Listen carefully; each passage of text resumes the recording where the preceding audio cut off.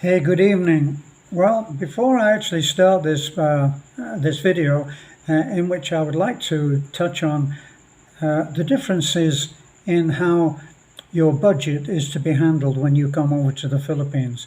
But I suspect that you have already had these kind of discussions when you've been living abroad, and maybe it's resulted in divorce. What do they say? Successful marriage, marriage that is based on two important things: on sex and on money.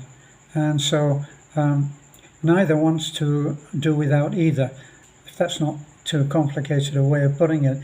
But if you enjoy this even halfway through, please like, comment and subscribe, and it helps us a great deal now that you have started sharing our videos, because the great God algorithm, according to Mr. Z, who was recently seen kissing the other part of Donald Trump's anatomy, has been saying that there's no censorship and it's that freedom of speech is rampant. It's not.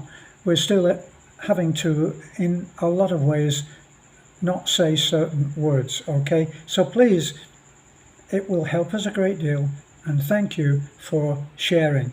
Now, what I wanted to go into was the fact that when foreigners come over here, they are coming over with probably either an ATM card or something similar that allows them to be able to draw money.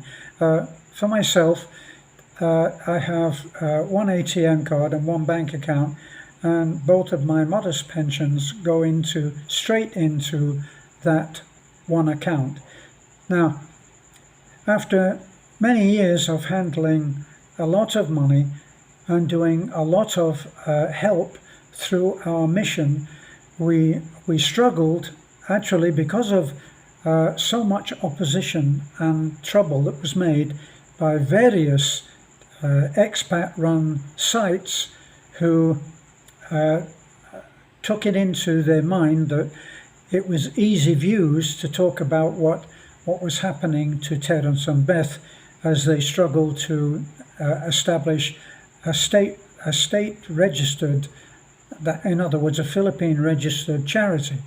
We did struggle.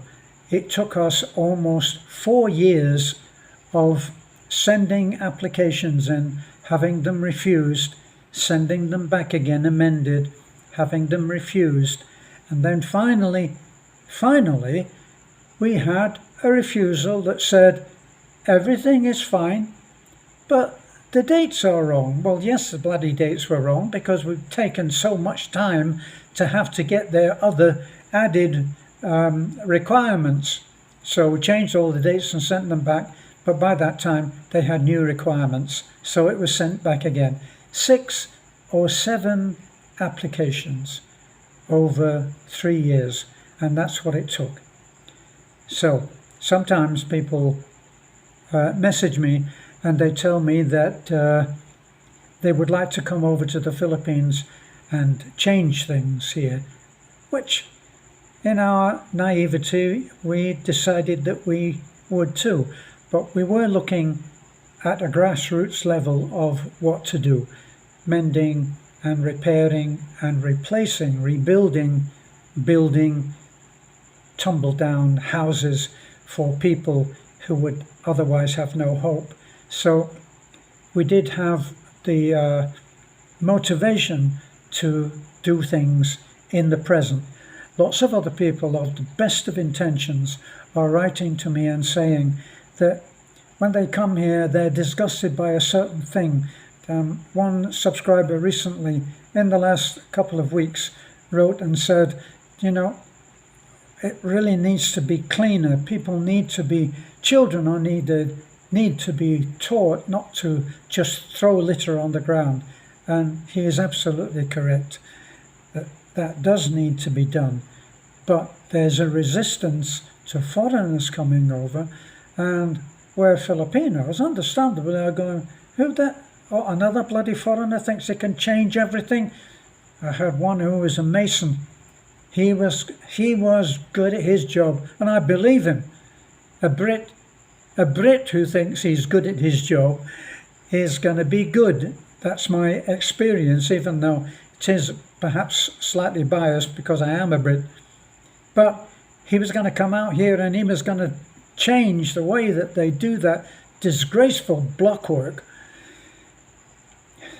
And of course, he would come and he would have a limited amount of effect, and then he would give up and just choose to live a happy life.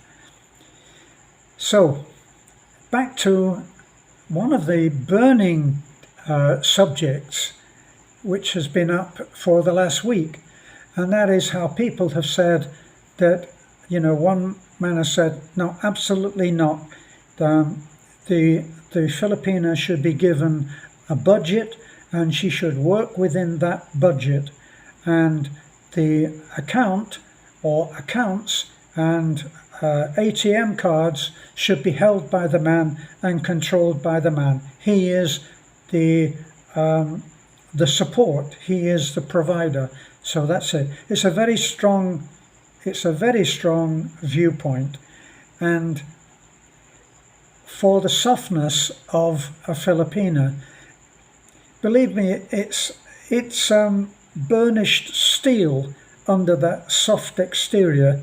Okay, they're not the stereotypical submissive Asian lady that perhaps we've seen in Chinese movies, where they speak in little piping voices and are subservient and keep going like this to the master of the house. If you're looking for that, I wish you all the best. If you find it, could you drop us a line, because that will be a really unusual letter. So, what do others say? The happiest people that I've found, the happiest foreigners, are the ones that change with the environment and what it teaches you. And I've used these examples before. Then it's not financial, but it's the cultural thing. The culture shock, the culture gap between a foreigner and a Filipina is not this is what I think of as a gap. No, the difference is Grand Canyon-esque. Okay, there are so many things that are different that you have to adjust to, and that if you knew up front might even be deal breakers. Bloody hell, I'm not going over there if I've got to do that, and you will be right. But for the second or third chance that many foreigners are given when they come out here, you may decide that, well, it's difficult, but it's worth it, as I feel that it's worth it, even though there are many things which are not the perfect thing. When you get to a certain age, which I won't mention, which you can see on the lines on my face and the colour of my hair and even my moustache, that I actually don't want to be bothered with a lot of household things, problems, chores, and everything gets handled by Beth. Now, I'm being brutally honest here now, and she'd probably hit me over the head if she ever watches this video, but we have a 5-year, I call it a 5-year dream project, and that is to build an inland resort. A lot of people say if it's not a white beach, it's never going to work, but it's not true. There are many inland resorts which we go to, which I've celebrated birthdays at, and are not a white beach, but contain everything that you would want inside. Place where you can rent a room to stay, a hotel room.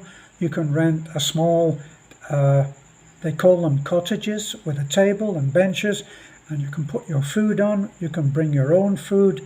There's all kinds of things that you can do in an inland resort. So, sorry, I'm looking, there's little windows flashing up on the screen. So, for Beth and I, when I came here, I was pretty well broke. And to make matters, I could live, but I didn't have money to spare. I spent over 100,000 pesos on having a Volkswagen Beetle refurbished. It was restored. I spent at least 100,000 on it. And so later, Beth and I had a big adventure, and we drove down from Mabalacat in that Beetle, going from island to island on the ferries. Great fun, big experience. And we did it with hardly any money. At one point, we pulled into a gas station. They didn't have an ATM, and I had to copper up money that we'd dropped on the floor and everything, just so that we could get a few gallons of gas. But we got home. But we finally arrived at our project. Beth earns that money to do the work on the project, and she earns that by doing her realtor. She is now a realtor. She's a licensed realtor, actually. For those of you who would like to see that as a source of making trouble, she is now a licensed realtor. So in fact, she attended the last final oath taking today on the phone. So the money that we get from that, and the money that we have, a very small amount at the moment, with the few views, the few thousands of views that we're getting, it's a small amount, but it's enough for Beth to have that so that she has money. All of the rest, my 2 pensions, goes on living. And the reason that I actually did take a strong point of view on that was because Beth is a Filipino. She is a hilltop farmer family. That's her heritage. She's used to doing with nothing. It doesn't scare her to have no money. So with the money that she gets, she will splash it out. If she thinks, well, I could buy another bed for one of the other rooms, she'll go out, and it's as if it's a challenge to get rid of all of the money that is burning a hole in her pocket. She will spend the last penny or last pesos on buying another bed for the rooms in our resort. So I have to make sure that we have the money so that we're never caught in an emergency, and we would always have gas in the truck to go to Tagbilaran, that we would always have food on the table, that even though we still continue to live very modestly, that we'd have the vitamins that we have been told that we are deficient of, and that we would be able to have a life. Someone actually said, when I wrote a video advising on which visa, the resident visa, which I particularly have found to be the one, he said, well, after all of that advice, don't forget to live a little. And of course, we do live a little. We're very fortunate. I have a lovely wife, and what can I say? You can see around us that we are fortunate now. We've worked bloody hard for it, I can tell you, but we're fortunate, and we know that. So for us, that's the way that we work it, so that she has money. And there's one thing that I think when I hear foreigners who are very firmly in the role of, it's my money, I have worked for it, it's my pension, and I will control the money, and I will give you a budget, and you must work to the budget. And it gets into the pointing the finger thing. And I often think about that example of, I used to have an aquarium in the UK, and I used to enjoy keeping tropical fish. And the saying is, when you keep a fish in an aquarium, if it's a fish that grows pretty big, left in enough space, if it's in an aquarium that is this big, it will grow this big. And if it's in an aquarium that's this big, it will grow this big. So its surroundings and its environment, the way that it's treated, will curb its growth. And my feeling is that if you treat your wife like she is something of a high-class employee, that's how she will blossom. Only to that extent. For me, I've always considered Beth is something of a wizard with money. She is, once she got the hang of that, she became, that was before we started the resort, she became the demon wizard at saving. That's why we were able to do the things we did and pay cash for them, and that has become our mantra. So that's what's worked for us.